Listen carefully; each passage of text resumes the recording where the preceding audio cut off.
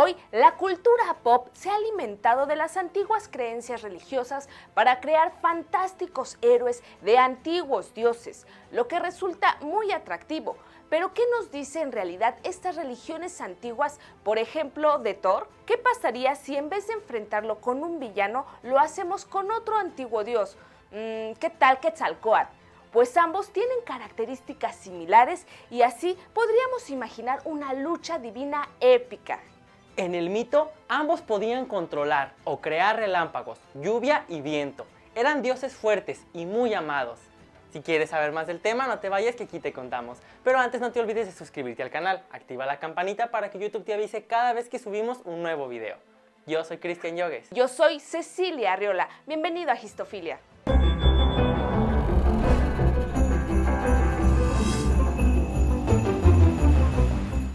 Las deidades y el culto religioso pueden decirnos mucho de una cultura. Si nos acercamos a cualquier panteón de dioses, podremos ver cuál es la preponderancia al identificar a los dioses principales y sus atributos. En las antiguas religiones, o a veces enunciadas como mitologías, la tónica es la guerra y los principales dioses son quienes la comandan. Ya hemos hablado del dios de la guerra mexica, Huitzilopochtli, un dios bélico nacido para pelear, y de Ares, que si bien no es un dios principal, fue de mucha importancia en el culto para los romanos más que para los griegos. De esta manera podemos pensar que el asunto más importante dentro de estas culturas era la guerra. En aquellos lejanos tiempos, las creencias y el pensamiento religioso estaban muy ligados a la sociedad y a la cultura, que se manifestaban en el culto a los dioses y sus prácticas cotidianas. Me pregunto, ¿los dioses y las religiones de nuestra actualidad qué podrían decir de nuestra cultura?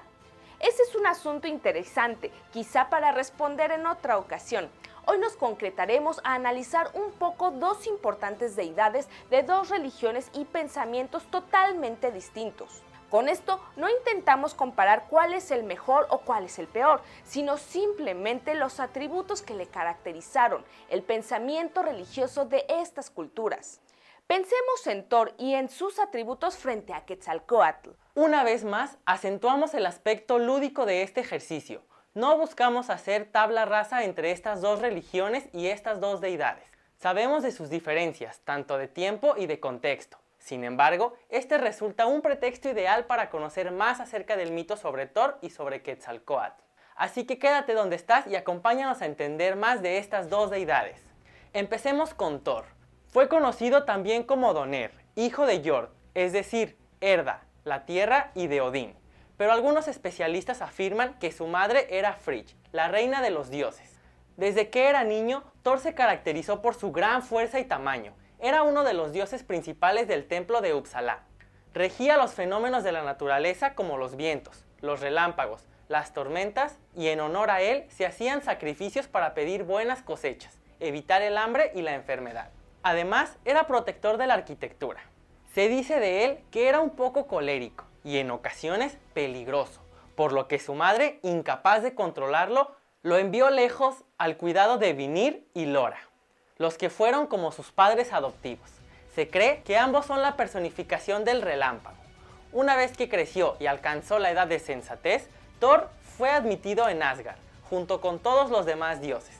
Ahí ocupó uno de los 12 sillones de la gran sala de los juicios. Se le concedió el reino de Trudvang o Trudain, donde construyó su castillo llamado Vilskirnir, Relámpago, el más grande de Asgard. Tenía 540 habitaciones para el alojo de los esclavos que, tras su muerte, eran bienvenidos a su hogar, donde recibían el mismo trato que los señores en el Valhalla, pues Thor era el dios patrono de los campesinos y las clases bajas. En Noruega, Thor era el dios más importante. Ahí era descrito o se le representaba como un hombre en su plenitud, alto y bien formado, con miembros musculosos y cabellos y barbas rojos y erizados, de los cuales salían chispas cuando Thor se encolerizaba. En Asgard, Thor era el único dios que no podía pasar por el puente de Bifrost. que quiere decir fuerza, pues era tal que se temía que quemara el puente con su sola presencia. ¿Y quién no conoce la icónica arma de este dios, el martillo de Thor, el llamado Mjolnir, el aplastador, capaz de arrojar a cualquier enemigo? Esta maravillosa arma tenía la cualidad de siempre regresar a sus manos, no importando qué tan lejos lo hubiera lanzado. El martillo de Thor, como la expresión de los truenos, siempre estaba incandescente. Para ello, este dios utilizaba un guantelete de hierro llamado Jerngreipr, y este le permitía empuñarlo firmemente. Otra de las armas que le caracterizaba era su cinturón, Mejilnjord, el cual multiplicaba su fuerza y poder cuando lo traía puesto. El culto a la deidad de Thor fue tan importante que incluso los creyentes, la antigua gente del norte, hacían la señal del martillo al igual que los cristianos la de la cruz. Esto ayudaba a ahuyentar las influencias malignas y como forma de bendición. Cuando un niño nacía, se hacía sobre él esta misma seña, se le vertía agua sobre la cabeza y se le daba un nombre. El martillo también se usaba entre la gente del norte, para delimitar los terrenos. Al usarlo, esto implicaba que sería un sacrilegio no respetar o arrancar las estacas que dividían las tierras. Dato cristofílico: en otras partes del norte del mundo, como en Suecia, Thor era representado vistiendo un sombrero de ala ancha, y de esta manera a las nubes de tormenta en el país se le conocen como el sombrero de Thor. También este nombre lo lleva a una de las principales montañas de Noruega. Y cuando el cielo retumbaba por un trueno, se decía que era Thor pasando en su carro de bronce tirado por dos chivos llamados Tangjors, el agrietador de dientes, y Tangrins, rechinador de dientes. Thor luchó contra los gigantes para impedir que el frío y la oscuridad cubriesen el mundo de los dioses y los humanos. Una de sus aventuras cuenta de cuando viajó hacia la tierra de los gigantes, Jotunheim, junto con Loki. En el camino se encontraron con un gigante que confundieron con una casa y se pasaron la noche ahí. Pero resulta que lo que creyeron un refugio no era más que el pulgar de este gigante llamado Skrimir. En la mañana siguiente este gigante les sirvió de guía, pero el camino era largo y volvieron a pernoctar junto al gigante. Pero sus ronquidos eran tan fuertes que Thor no podía dormir. Enfurecido, le dio 3 fuertes golpes con su martillo, golpes que hubieran aniquilado a cualquiera, pero al gigante solo le provocaron algunos sonidos soñolientos. Así continuaron su camino hacia el castillo de Utgarloki, el rey de los gigantes. Al llegar al castillo, el rey les recibió aparentando estar sorprendido por su tamaño y propuso ver sus capacidades sometiéndolos a varias pruebas. Entonces, Loki aceptó apostar con quien sea por una comida.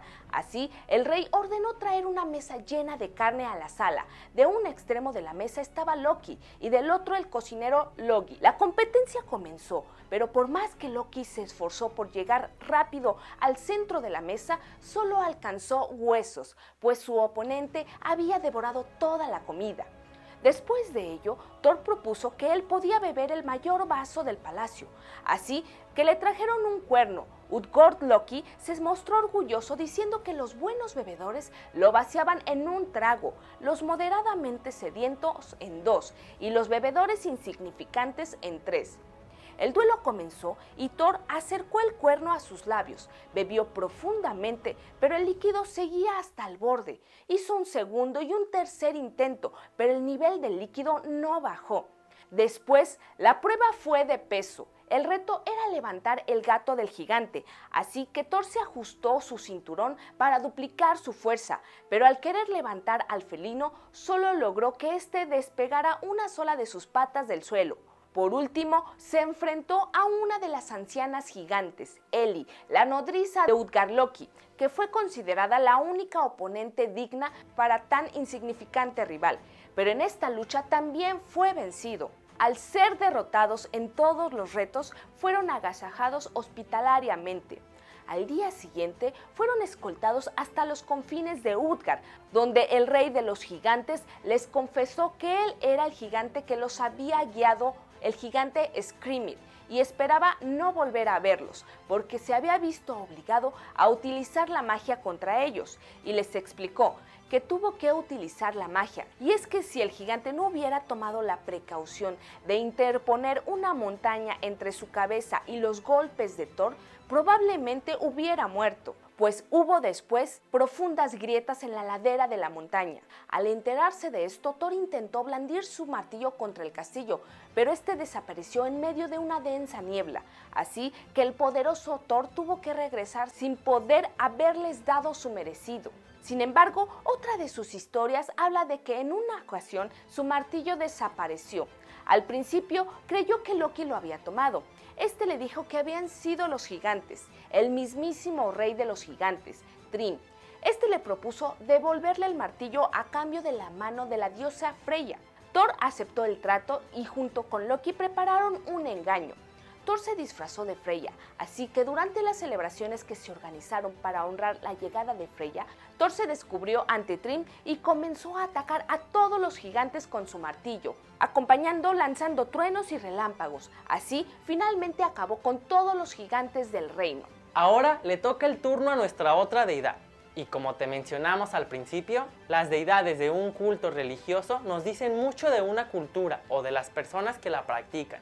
En el caso de la serpiente emplumada o Quetzalcóatl, según nos menciona Enrique Florescano, fue una deidad en la que se conjugaron dos elementos muy importantes en la cosmovisión mesoamericana, la tierra y el cielo, representados con la serpiente y el pájaro, de tal modo que esta deidad conjugaba en sí mismo los poderes de la germinación del cielo y las fuerzas seminales de la fecundidad de la tierra. Según la cosmovisión nahua, este era hijo de Ometeotl y Omecíhuatl, las fuerzas duales primigenias.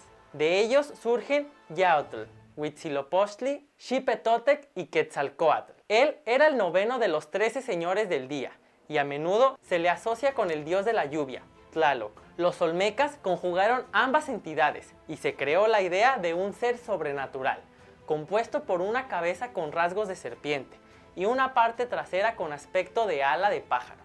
Este fue uno de los primeros símbolos que integran los poderes de la tierra con los fecundadores que vienen del cielo bajo la forma de relámpagos, nubes, lluvia y agua. De tal manera que la serpiente emplumada era el símbolo de la renovación vegetal.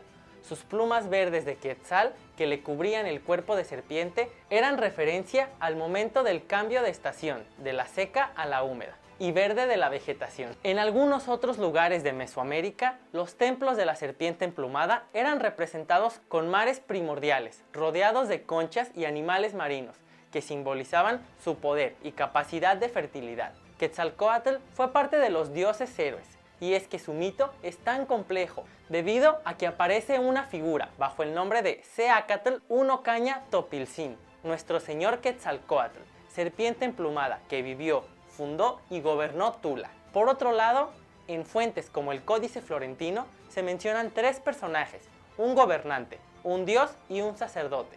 Todos respondían al nombre de Quetzalcóatl. La serpiente emplumada fue un rasgo característico en muchas ciudades y culturas mesoamericanas, y en cada una tuvo sus diferencias, pero en casi todas representaba a los vientos. En otras partes de nuestro país, en el occidente de México, por ejemplo, en el sitio de Huachimontones, fue conocido bajo el nombre de Ejecatl, y en las zonas mayas se le llamaba Cuculcán, entre los quiché, Cucumats. Se decía que él barría el camino a los dioses del agua, y esto adivinaban porque antes de que comenzaran las aguas había grandes vientos y polvos. La representación de Quetzalcóatl llevaba atavíos como una mitra en la cabeza, con un penacho de plumas que le llamaban quetzali.